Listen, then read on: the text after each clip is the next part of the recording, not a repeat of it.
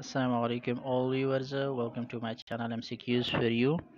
तो दोस्तों आज हम एक और पेपर अपलोड करते हैं कि जो सिटी के टेस्ट या सिटी टीचर के लिए ईटा के थ्रू लिया गया है। और ये पेपर 2019 में हुआ है, चूँकि अभी एक और इसी ईटा के थ्रू सिटी का पेपर लिया जा रहा है। तो होपफुली कि कुछ एमसीक्यूज़ इससे फिर से रिपीट हो जाए या फिर आपको अंदाज़ा हो जाए कि कहाँ कहाँ से एमसीक्यूज़ उठाए जा सकते हैं और किस टाइप के एमसीक्यूज़ आने के चांसेस होते हैं। तो चलिए जी शुरू करते हैं आज की सिटी का पेपर क्वेश्चन नंबर 1 से।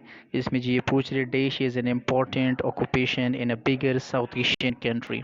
साउथ एशियन कंट्री की बात हो रही है कि साउथ एशियन कंट्री में सबसे बिगेस्ट ऑक्यूपेशन पेशा क्या है, लोग क्या करते हैं। तो साउथ एशिया की अगर बात की जाए, यहाँ पे ज़्यादातर लोग एग्रीकल्चर से वाबस्ता हैं, ज़राअत से वाबस्ता है। So option C is the correct option. इस तरह question number 2, we have to expedite our effort in studies in order fully to be prepared for the coming examination। हमें अपने एफर्ट्स को बढ़ाना चाहिए ताकि हम आने वाले एग्ज़ाम्स के लिए तैयारी कर सकें, हमारी स्टडी हो और फुली प्रिपेयर हो सकें। यहाँ पे जो अंडरलाइन वर्ड है एक्सपेडाइट, इसकी जी ये मीनिंग पूछ रहे हैं कि इसकी मीनिंग क्या हो सकती है। तो यहाँ पे इसकी मीनिंग जो है, एक्सपेडाइट मीन तेज करना, एक्सेलरेट करना। ऑप्शन बी यहाँ पे करेक्ट आ रहा है, option B is the correct option. इस तरह question number 3, a teacher said Aamna watch your step. इसको जो है हमने इनडायरेक्ट स्पीच में कन्वर्ट करना है। तो ऑप्शन ए को देखिए, the teacher order Aamna that she should watch, या पे शुड नहीं लगेगा।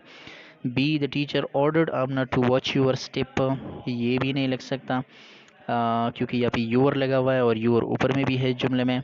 ऑप्शन सी को आप देखिए, the teacher ordered Aamna to watch her step, यहाँ पे यूर जो है हर में कन्वर्ट हुआ है और बाकी जुमला भी करेक्ट है। तो यहाँ पे करेक्ट ऑप्शन ऑप्शन सी हो जाएगा। इसी तरह question number 4, mathematical question, if 1/7 of a certain number is 4। यहाँ पे जी ये पूछ रहे कि एक नंबर है, फॉर एग्जांपल हम उसको x कह देते हैं। उस नंबर को अगर हम 7 हिस्सों में तकसीम कर ले और फिर उन 7 हिस्सों में से एक हिस्सा ले ले तो वो 4 बन जाएगा। एक नंबर है, हमने उसको 7 हिस्सों में बराबर तकसीम कर दिया, उसका एक हिस्सा 4 है। तो आप 4 को 7 से मल्टीप्लाई कर ले, 28 आ जाएगा। वो नंबर 28 है। अब अगर इसी 28 को देन, अब इसी सवाल के अगले हिस्से को आप देखें, 28 नंबर आ गया, देन 1/4 ऑफ दैट नंबर। तो अब इसी 28 का अगर हम 1/4 पार्ट ले लें, 28 को 4 हिस्सों में तकसीम कर ले, उसका एक हिस्सा हम ले ले, तो ये 7 हो जाएगा। So option C 7 is the correct option. इस तरह क्वेश्चन नंबर 5 भी मैथमेटिकल है, एक्स एंगल के बारे में ये पूछ रहे हैं। और आपको पता होगा कि हाफ जो सर्कल होता है, हाफ सर्कल ये 180 डिग्री के बराबर होता है, फुल सर्कल 360 के बराबर, हाफ सर्कल जो है ये 180 के बराबर। तो यहाँ पे x आपको दिखाई दे रहा है लेफ्ट साइड पे, x की वैल्यू ये पूछ रहे हैं। तो इसी तरह अगर आप इसके अंदर वाले एंगल को देख ले, ये भी मालूम नहीं है। इसी एंगल के ऑपोजिट साइड पे अगर आप देख ले तो 40 डिग्री एक एंगल दिया गया है। तो आपको मालूम होना चाहिए कि ट्राइंगल में ऑपोजिट एंगल अक्सर इक्वल होते हैं, बराबर होते हैं। तो ये अगर 40 है तो इसके ऑपोजिट जो एंगल है x के नीचे, ये भी 40 होगा। तो 40 ये हो गया। बाकी अगर आप हम हीमोस्फेयर बना लें, आधा स्फेयर बना लें, तो 40 ये हो गया। 180 रहता है तो 180 में से 40 निकाले तो 140 बन जाएगा। So option C 140 is the correct option है।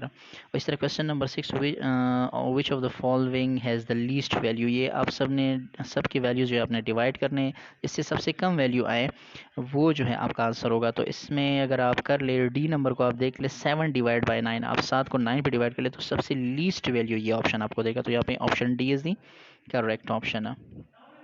इसलिए क्वेश्चन नंबर 7 में ये पूछ रहे हैं, रोम्बिक सल्फर एंड मोनोक्लोनिक सल्फर को एग्जिस्ट। सल्फर की जो है ये फॉर्म्स हैं, एलोट्रोपिक फॉर्म है, और ये किस टेम्परेचर पे दोनों को एग्जिस्ट करते हैं, दोनों किस टेम्परेचर पे पाए जाते हैं। रोम्बिक सल्फर और मोनोक्लोनिक सल्फर जो है ये 95.5 डिग्री पे, ऑप्शन सी को आप देखें, इस टेम्परेचर पे ये दोनों को एग्जिस्ट कर सकते हैं। So option C is the correct option. और क्वेश्चन नंबर 8 बायोलॉजी का क्वेश्चन, पोरेफरेंस और also known as sponges. Porifera को जो है इसके जितने भी मेंबर है इसको हम स्पंज कहते हैं। Option is the correct option. Sir question number 9, as people grow, जैसे जैसे लोग बढ़ते जाते हैं, the speed of learning declines. तो उनमें लर्निंग की जो स्पीड होती है वो डिक्लाइन होना शुरू हो जाती है। तो यहाँ पे speed option A is the correct option है। Question number 10, Pakistan is the देश largest producer of cotton in the world. Pakistan जो है ये दुनिया में चौथा सबसे बड़ा कॉटन प्रोड्यूस करने वाला मुल्क है। Option D is the correct option. Question number 11, the rich should not look down upon the poor, यहाँ पे अपॉन लगेगा। ऑप्शन बी को आप देख लीजिए, the rich should not look down upon.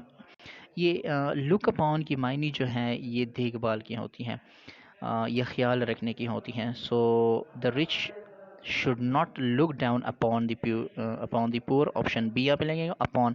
Option B is the correct option. इस तरह question number 12 में जी ये पूछ रहे हैं, प्रोबेबिलिटी से लिया गया है। If a coin is flapped, अगर आप किसी कॉइन को ऊपर उछाल देते हैं, then the probability to get the head, अगर हेड आए तो हेड आने के कितने चांसेस हैं? तो ज़ाहिर सी बात है, दो ही सरफेस हैं, आप ऊपर उछालेंगे तो 50-50 होगा, या फिर हेड आ सकता है या फिर टेल आ सकता है। तो 1/2 चांसेस हैं। Option A is the correct option. इस तरह question number 13, the sum of proton in neutron is called. ये आपको पता होगा, न्यूक्लियस के अंदर प्रोटॉन और न्यूट्रॉन दोनों पाए जाते हैं, दोनों का अगर आप सम ले लें तो इससे मास नंबर बनता है। सिर्फ आप अगर प्रोटॉन को ले लें तो इससे फिर एटॉमिक नंबर बन जाएगा, लेकिन अगर आप दोनों को ले लें तो इससे मास नंबर हो जाएगा। अक्सर लोग जो है या स्टूडेंट इसमें भी कंफ्यूज होते हैं कि मास नंबर और एटॉमिक मास में क्या फ़र्क है। एटॉमिक मास, जब आप एटम की मास की बात कर रहे होते हैं, इसमें फिर शेल भी आ जाते हैं, इलेक्ट्रॉन भी आ जाते हैं, न्यूक्लियस, प्रोटॉन, न्यूट्रॉन, सब कुछ इसमें आ जाता है। जब आप एज अ होल एटम को ले लें और किसी बैलेंस पे आप उसको नाप कर दें, उसको तोलें, तो उससे जो मास आएगा this is known as atomic mass. लेकिन अगर अब मास नंबर की बात हो रही है तो यहाँ पे जो है सिर्फ प्रोटॉन और न्यूट्रॉन ही इससे मुराद होता है। Option C is the correct option. Question number 14, pin worm is round worm. Pin worm जो है ये राउंड वॉर्म है। Option C is the correct option. और आज की वीडियो का आखिरी सवाल, पार्ट फर्स्ट कंप्लीट हो जाएगा। Amphibians have dash chamber hurt. Amphibians का जो है 3 चैम्बर हर्ट होता है। इसका आसान एग्जांपल जो है आप फ्रॉग ले सकते हैं, जिसमें 1 वेंट्रिकल एंड 2 ऑरिकल पाए जाते हैं। So option B, 3 chamber is the correct option. Thank you so much for watching. Stay with us for next part. So you will prepare for the examination that is going to be taken by ETA. Thank you so much for watching.